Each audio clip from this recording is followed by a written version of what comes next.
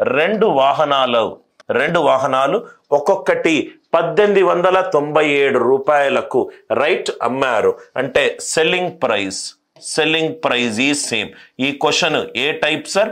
రెండు వస్తువుల అమ్మిన ధర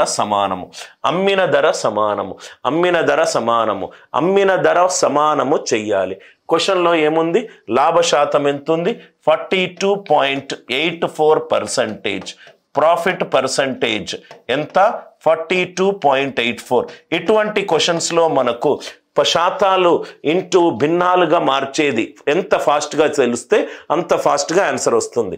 42.84% అంటే ఇది 3/7. 3/7. ప్రాఫిట్ శాతము అని అంటే ఏంటి? Profit upon cost praise.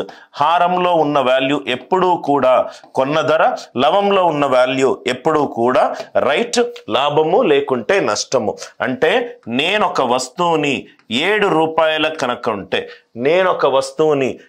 రూపాయల కనుక్కుంటే అమ్మేటప్పుడు నేను 3 రూపాయలు లాభం కనుక నాకు వచ్చినట్టు అవుతే, 7 రూపాయల వస్తువు దాని మీద 3 రూపాయల లాభం వచ్చినట్టు అవుతే రైట్ అమ్మిన ధర ఎంత? 10.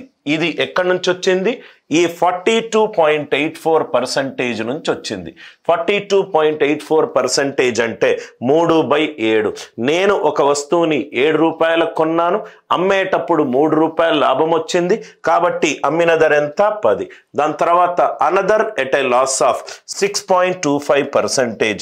రెండు వస్తువుల అమ్మిన ధర సేమ్. మొదటి వస్తువుకి సంబంధించిన శాతం రాశాను, రెండవ వస్తువుకి సంబంధించి లాస్ పర్సంటేజ్ ఎంత? 6.25%. 6.25. ఇది మీరు అబ్జర్వ్ చేస్తే ఇది 1/2 ఇంటూ 12.5%. తెలిసిన వాల్యూ ఏంటి? 12.5%. 12.5% ఏంటి? 1/8. 1/8 ఇంటూ 1/2 1/16.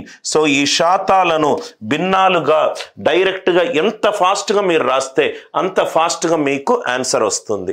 దాని తర్వాత దీని కాస్ట్ ప్రైస్ ఏమో 16, దాని మీదనేమో 1 రూపాయి నేను నష్టపోయాను. 1 రూపాయి నష్టపోతే అమ్మిన ధర ఎంత? 15. ఈ శాతముని నేను భిన్నాలుగా మార్చుకుంటే నాకు సెల్లింగ్ ప్రైస్ అమ్మిన ధర 10 వచ్చింది, అమ్మిన ధర 15 వచ్చింది. కానీ క్వశ్చన్లో రైట్ సేమ్ ప్రైస్కి అమ్మారు. 10, 15 సేమ్ కాదు. ఈ రెండు ఎప్పుడు సేమ్ ఉంటాయి? దాని యొక్క కాసాగు దగ్గర సేమ్ ఉంటుంది. LCM of 10, 15. ఎల్సిఎం ఆఫ్ 10, 15 ఏంటి? 30. 30 దగ్గర ఈ రెండు సేమ్ ఉంటాయి కాబట్టి దీనిని మనము 3 తోటి లబ్ధం చేయాలి, దీనిని మనము 2 తోటి లబ్ధం చేయాలి. అంటే ఈ వాల్యూలన్నీ 3 తోటి లబ్ధం చేయాలి, ఈ వాల్యూలన్నీ 2 తోటి లబ్ధం చేయాలి. సార్ ఎందుకు సార్ చేస్తున్నారంటే క్వశ్చన్లో సెల్లింగ్ ప్రైస్ అనేది సమానం అని ఇచ్చాడు, అమ్మిన ధర సమానము అని ఇచ్చాడు, కానీ శాతం ప్రకారము సమానం కాదు. సమానం చెయ్యడానికి లబ్ధం చేస్తున్నాను. అంటే టోటల్ కాస్ట్ ప్రైస్ ఏమవుతుంది? 7 3s are 21, 16 2s are 32. ఇదేమో టోటల్ సిపి. మొదటి వస్తువు కొన్న ధర 21, మళ్ళీ రెండో వస్తువు కొన్న ధర 32. అంటే మొత్తం ఎంత అవుతుంది? 53 అవుతుంది.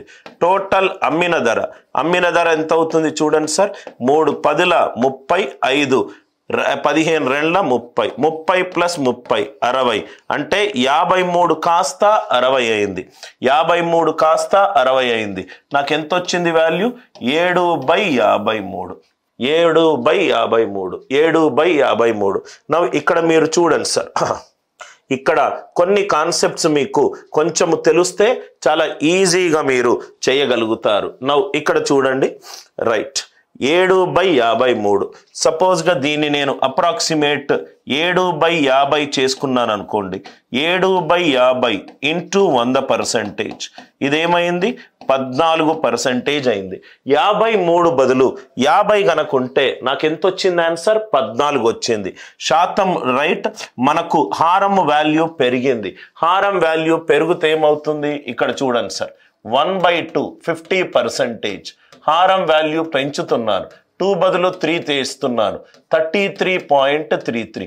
హారము వాల్యూ పెరిగినప్పుడు శాతం వాల్యూ తగ్గుతుంది. హారము వాల్యూ పెరిగినప్పుడు శాతం వాల్యూ తగ్గుతుంది. అంటే ఆన్సర్ లెస్ దాన్ 14% ఉండాలి. ఏమీ ఇక్కడ టైం వేస్ట్ ఏమీ చేసుకోకూడదు సార్. మీరు 7/53ని 7/50గా రాశాను. 7/50గా రాశాను.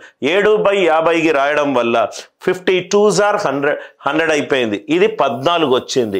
హారము పెరిగింది కాబట్టి శాతము తగ్గుతుంది. Answer less than 14. ఇది కాదు, ఇది కాదు, ఇది కాదు. కాబట్టి ఈ క్వశ్చన్కి ఆన్సర్ ఎంత? 13.20%.